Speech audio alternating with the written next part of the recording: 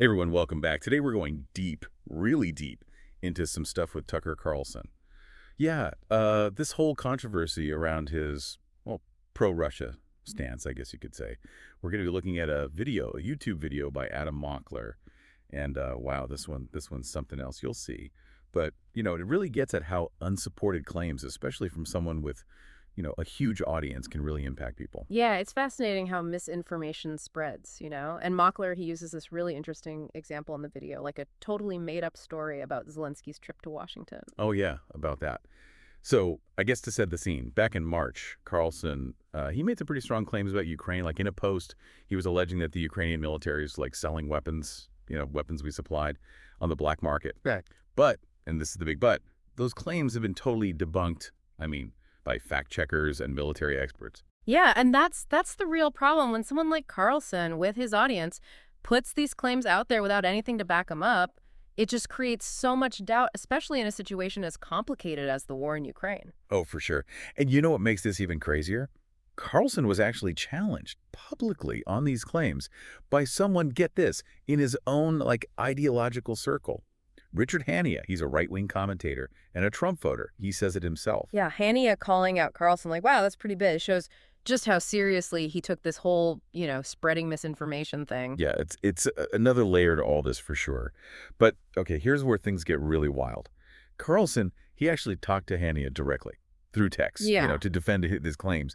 And Hanania, he felt like Carlson was just pushing this dangerous, unfounded stuff, so he made the text public. Wow, that raises a lot of questions about, responsibility. Commentators, journalists, especially those with big platforms, they really have an obligation to make sure the information they're putting out there is accurate. When it's not, it can have a huge impact. Right, okay, so let's actually look at these texts, what they said. So Carlson, he claimed he knew someone, personally, who bought weapons from the Ukrainian military. But when Hanani asked him for proof, anything to back it up, nothing. That's a problem, isn't it? You make a claim, then you don't back it up when you're asked. It makes you wonder about their credibility. Instead of, I don't know, having a real discussion showing proof, Carlson, he went after Hanania personally, accusations, the whole 9 yards. Yeah, it's classic deflection, trying to change the subject. We see it all the time, especially online, Yeah, it's like he doesn't even want to have a real conversation about it. What's so crazy is this whole thing with Carlson, it's not, a one-off. It's part of this bigger, scarier thing about how easily bad information spreads online. And that's what the second part of this video gets into. Mockler, he uses this, get this totally made-up story about Zelensky's trip to Washington to show just how bad it is. It's really eye-opening. It shows how, a completely baseless claim can take off and spread like wildfire, even without someone like Carlson pushing it. So what was the claim? I don't think I've heard this one. All right, so this claim, it came from a Twitter user, didn't have a huge following, maybe like 100,000.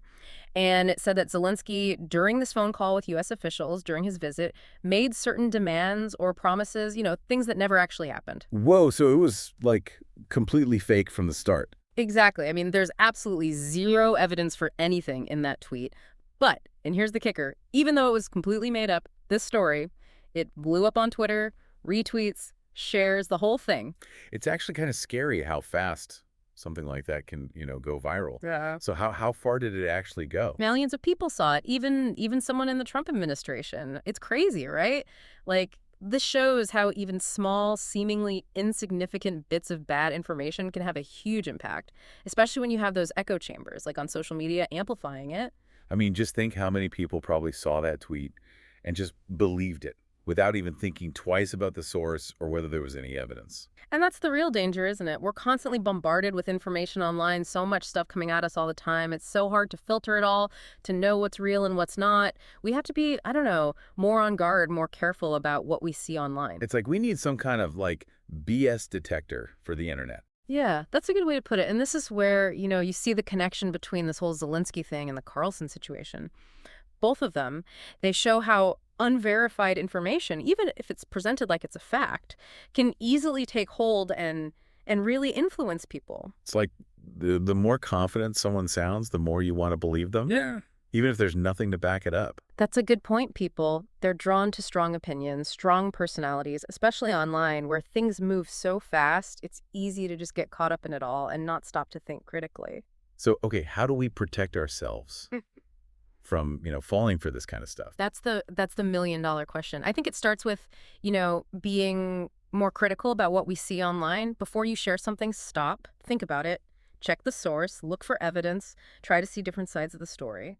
It sounds like a lot of work, but I guess it's worth it if it means not spreading false information. Exactly. Think of it like an investment in your own knowledge. And it helps make the whole information ecosystem online a little bit healthier. I know, right? Yeah. It really blows my mind. Like one tweet, one post from someone like Carlson, and boom, millions of people are seeing this stuff. And it's all, it's all BS. And it's crazy. The Zelensky story, like Mockler says in the video, it's just one tiny example. This is happening all the time, everywhere online. Yeah, absolutely. It's a constant, battle against this tide of misinformation, fake news, whatever you want to call it.